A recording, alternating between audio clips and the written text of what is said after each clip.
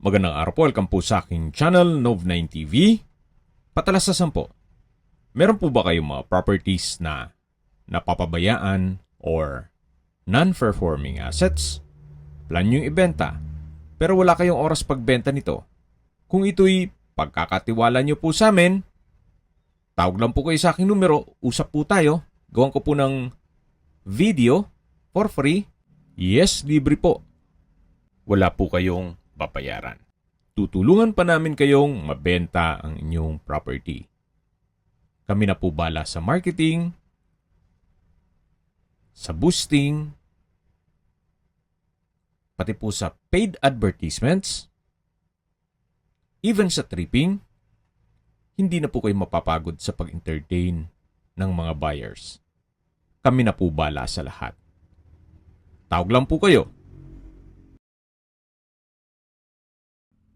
Nandito po tayo ngayon sa Los Baños, Laguna kung saan meron po tayong bagong video presentation. Isang hot spring private resort or pwede rin pong rest house na may swimming pool. May lot area po ito na 480 square meters. At ang floor area naman ay 573 square meters more or less. Meron po itong master bedroom na may full bathroom na may access sa balcony, at ang second bedroom naman ay meron din pong full bathroom. Meron din po itong basement o man cave na may isang kwarto at may toilet and bath. May caretaker's quarter with own toilet and bath. Meron din pong common bathroom. Sa rooftop naman po ay meron ding toilet. Dito po sa loob ng bahay ay meron din pong mga kagamitan. Furnished po ito. May dining set, washer and dryer, two-door refrigerator. Then meron din pong regular na refrigerator. May sofa, 55 inches smart TV, microwave, built-in oven, at small appliances na 110. Meron din pong 110 at 220 na outlets. Ito po yung main gate at matatanaw natin ang covered car garage. Nakakasya dalawang sakyan. Doon po naman yung main door. Ito po yung facade, tunghayin nyo po. At ito pong garahe ay automatic ang roll-up door. Ito naman po yung access papunta sa swimming pool. May sukat po ito na 20 by 40 at 5 feet ang depth. May shower by the pool at children's pool. Sa dulo po ay meron pong kabana at yan po yung side view ng bahay na kung saan kahit po dito sa side na to ay napakalinis po. Kumbaga wala po kayong ipapagawa dito. Ito po ay well maintained. Once na ma-acquire nyo tong property, pwede na pong lipatan kaagad. Tungkol naman sa dokumento nito, ito'y titulado, buhay po ang may-ari, kaya wala po kayong maging problema sa documentation o sa transfer ng title. Sa likod po nitong bahay ay meron pang bakanting spasyo na pwede nyong pagtanman. Reason for selling, for good na po sila sa Amerika at halos hindi na sila umuwi dito sa Pilipinas. Kaya ibebenta na lang po nila ito. Yan po ulit yung garahe, then may access door dun sa dulo, at yan po yung roll-up door o automatic door. Ang switch po dito sa gilid sa may breaker. Yan po ulit yung main gate, secondary gate, at dito naman po may 3 steps na papunta dito sa main door. May glass panel at naka-solid wood door. Welcome po dito sa bahay ni Ma'am at Sir. Yan po, napakalinis po. At yan po yung hagdan o stairs. Ito'y disenyo parang mini mansion. Dito po yung living area o salas. At matatanaw natin yung dining area at formal kitchen. Dito naman po ay may family area na kung saan may access po ito papunta sa swimming pool. Yan pong sofa set ay libre na at meron din pong ceiling fan. May security grill po itong sliding glass windows at access door papunta dito sa swimming pool. Dito naman po sa kabilang side ay yung access door papunta sa garahe. Yung covered na garage na may roll-up automatic door. Balik ulit tayo dito sa loob. Mula po dito matatanaw naman natin yung dining area na meron pong wooden dining set at meron din pong two-door refrigerator na kung saan kasama na po yan. Dito naman po yung formal kitchen na may kitchen countertop, may malaking kitchen window with security grill, may kitchen drawer and cabinet, may built-in oven, range hood, microwave, stainless sink with faucet. Yan po yung hagdan papunta sa man cave o basement. Ito naman po yung powder room. Maayos po ang bathroom fixtures, naka-tile bathroom wall, may vanity mirror, hand wash basin, water closet with bidet, at bathroom window. Yan naman po yung access door na papunta sa likod ng bahay na kung saan meron pa pong bakanting lote na pwede nyong pagtanman. Ito po yung concrete fence. At balik po tayo dito sa loob. Yan po yung living area. At ito naman po yung hagdan. Bababa po tayo para check natin yung basement o man cave. Ito pong man cave ay malaki din ang espasyo. Meron pong mga double deck, naka-tile flooring, pulido ang pagkapintura ng ceiling at wall, may bar counter, may high chair, may display cabinet, o wine rack, at sa lower part naman, meron din pong cabinet. May wooden shelves at sa dulo po ay may stainless sink with faucet. Ito naman po yung storage. Nakalock po siya, hindi natin ma-check. Yan po yung stainless sink with faucet. Upon tripping po, request tayo. Bubuksan po natin yan. Ito po yung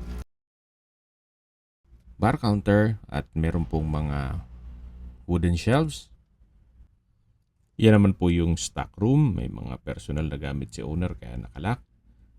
At malaki pa pong spasyo dito na nilagyan nila ng bed frame na kung saan kung meron kayong mga guest, pwede po silang matulog dito. At meron ding kitchen countertop. May wall-mounted kitchen cabinet at may storage ng kitchen utensils. May access door din po ito papunta dito sa likod ng bahay na kung saan malaki pa po ang spasyo. May kubo, napakalinis po ng paligid at mataas po ang bakod. 2 kubo po yan at yan po yung access papunta sa swimming pool. Kaya kung sakali man po na gusto nyong gawing private resort para maging income generating, ito pong lower part ay pwede nyong paupahan. At yung sa taas naman ay pang personal niyo. Ito po yung kwarto. May sliding glass window with security grill, may bed frame and mattress, at napakalinis po. Yan naman po yung bar counter kanina. At dito naman po ay may mga double deck. Ito po yung toilet and bath. May hand wash basin, water closet with bidet, then shower curtain, at overhead shower. From floor to ceiling po ang tile bathroom wall. Yan po yung toilet and bath dito sa basement o man cave. Akyat na po tayo. Ito po palang hagdan ay naka-tiled staircase at naka-wooden handrail. At balik po ulit tayo dito sa ground floor. Yan po yung powder room. Dito po yung kitchen at dining area. Sa dulo naman yung access papunta sa swimming pool. At ito po yung living area o salas. Yan naman po yung hagdan.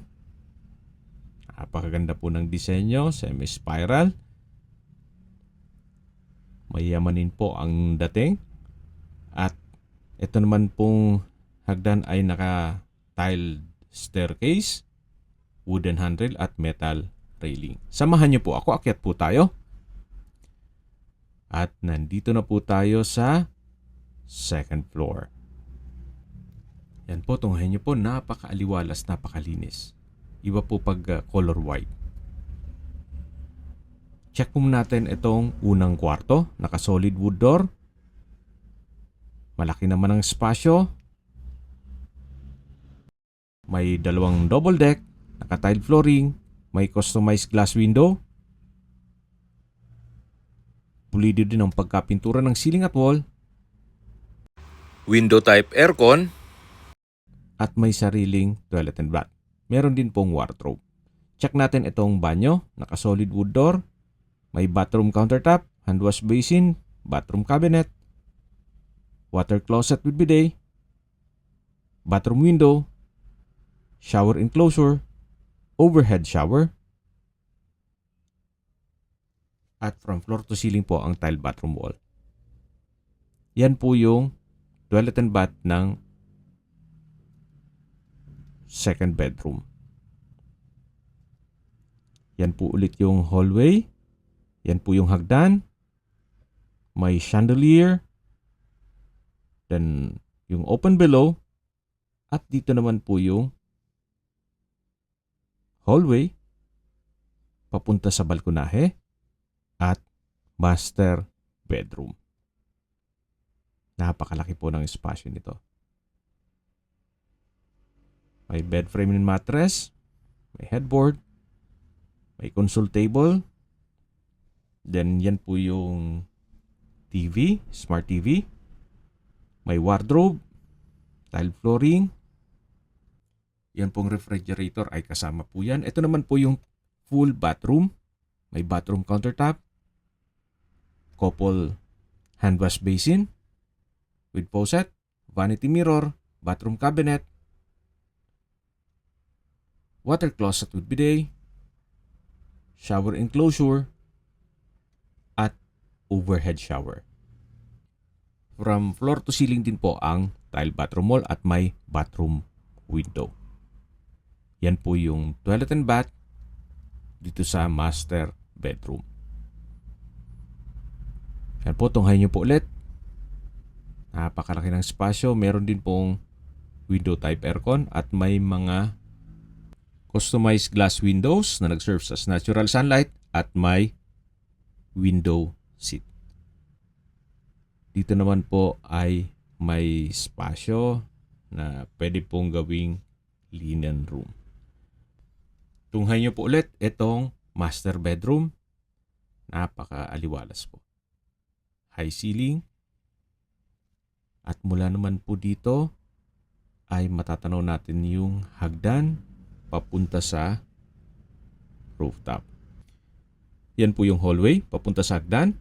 At bago po tayo umakyat dito sa hagdan, check po muna natin itong balkonahe. Malaki naman ang espasyo.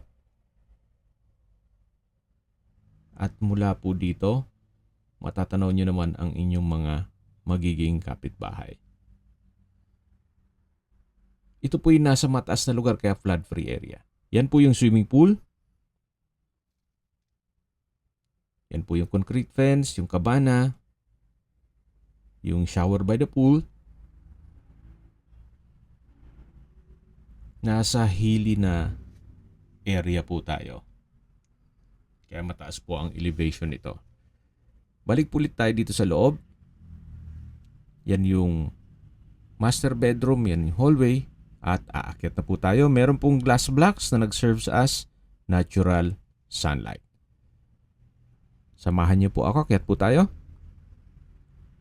At nandito na po tayo sa rooftop, na kung saan maganda rin pong maglagay ng kubo dito. Dito po sa taas ay meron din pong banyo. Actually, pwede pong maglagay ng glass structure dito sa taas. Pwedeng maglagay ng sauna. So, depende po sa inyo kung anong magiging disenyo nito. Yan po ang kapaligiran. Hindi pa po crowded itong area. Napakatahimik po, sariwa ang hangin, at sa klima naman po, panayad lang. Hindi naman siya ganun kainit at hindi naman ganun kalamig. Ang kagandahan po dito sa property, gaya nung nasabi ko sa inyo kanina, kung sakali man na malayo pa naman yung panahon ng inyong pagre-retiro, pwede po ito maging income generating. Sa laki po nitong property, ang buong property kung sakali man na paupahan ninyo, mga 30 to 40,000 pesos. Yan po, may overlooking view ng lake mula dito sa rooftop. At kung sakali man po na gusto nyo may privacy, ito pong first floor at second floor, pwede nyo pong isarado. Then yung lower part na lang o basement ang paupahan nyo na lang. O gawin yung private resort. Para kahit papano, yung gastos nyo sa maintenance, dun naman gagaling. At habang nagdilibot po tayo, pag-usapan na natin ang distance, location at travel time. Mula po sa Calamba Los Baños Boundary Arc, ito po yung napakalapit lang sa Pansol, kung saan marami pong mga private resort. 2.6 kilometers lang po ang distance at ang travel time is 5 minutes. Mula naman po sa UPLB o University of the Philippines, Los Baños, ang distance is 4.5 kilometers at ang travel time is 17 minutes. Kaya kung meron po kayong estudyante sa UPLB, double purpose na po. May tirahan na sila at meron pang pwedeng maging negosyo ang private resort. At mula naman po sa Los Baños Doctors Hospital, ang distance is 4 kilometers at ang travel time is 16 minutes. Malapit din po ito sa Health Serve Los Baños Medical Center, na kung saan yan po yung lagi kong binabanggit sa inyo na dapat nyo i-consider sa paghanap ng property ay yung meron pong malapit na hospital. Hindi ko naman po sinasabing sakitin kayo. Yan naman po for emergency purpose lang naman. At mula naman po sa Los Baños Public Market at iba pang mga business establishments, ang distance is 1.4 kilometers at ang travel time is 4 minutes. Mula naman po sa Turbina, Calamba, ang distance is 12.9 kilometers at ang travel time is 23 minutes. Kung manggagaling naman po sa Manila o sa airport, ang distance is 56.4 kilometers at ang travel time is 1 hour and 6 minutes. Nandito na po tayo sa poolside at yan po yung cabana. Meron din pong kids pool. Yan po, napaganda po ng disenyo. At mula naman po dito, yan po yung hagdan na pinakita ko sa inyo kanina mula dun sa may mga kubo. At bababa po tayo, yan po yung sliding glass window ng isa sa mga kwarto. Yan po yung isa sa mga kubo, maayos pa naman. Yan po yung caretaker's quarter na kumpleto din po. Meron na rin pong sariling banyo. At doon naman po sa kabila yung pangalawang kubo. May mga ilang ornamental plants na naalagaan naman nila kaya maganda po ang setup nito. At yung concrete fence po ay napakataas, kaya safe na safe po kayo dito. Ito naman po yung hagdan na papunta naman doon sa second floor sa may kusina. At dito naman po yung papunta naman sa harapan ng bahay na kung saan pwede po itong maging service area. Na mayroon din pong countertop. Then may pocket garden, may hand wash basin, at yan po yung papunta sa main door at main gate. Okay, sa presyo na po tayo. Binebenta po ito ni owner sa halagang 21.8 million pesos. Para sa akin, fair deal na rin. Gawa ng malaki ang sukat ng lupa, 480 square meters. At yung bahay naman ay well-maintained. Maganda pong investment ito. Gawa ng possible na maging income generating. Kung may mga katanungan po kayo, tawag lang po kayo sa aking numero. At sa mga kababayan naman natin nasa ibang bansa, meron po akong WhatsApp, Viber, Telegram, at Signal. Same number lang po, 0917-316-3399. Sa mga nagtatanong naman po ng aming Facebook, meron po aming Facebook page na Nov9TV at Facebook Real Video. Meron din pong TikTok at Instagram. May ibang YouTube channel po kami, the Nov9TV channel, Nov9TV Listings, Nov9TV On The Spot, Nov9TV Updates, at Nov9TV House Rental. Sana po naibigyan nyo ang video presentation. Paki-like and subscribe na lang po sa aking channel para ma-update din po kayo sa aking future listings. Kung sakali po hanap nyo yung mas malaking sukat ng lupa, meron din po kami ibang listings na pwede nyong pagpilian. Huwag po kayong mag-atubiling tumawag sa amin. Then, let us know your budget para malaman namin kung anong property pwede naming ilog sa inyo. Sa lahat pong viewers, subscriber at nagtiwala po sa amin, salamat po sa suporta. Ingat po kayo lagi at yung pamilya. Maraming salamat po.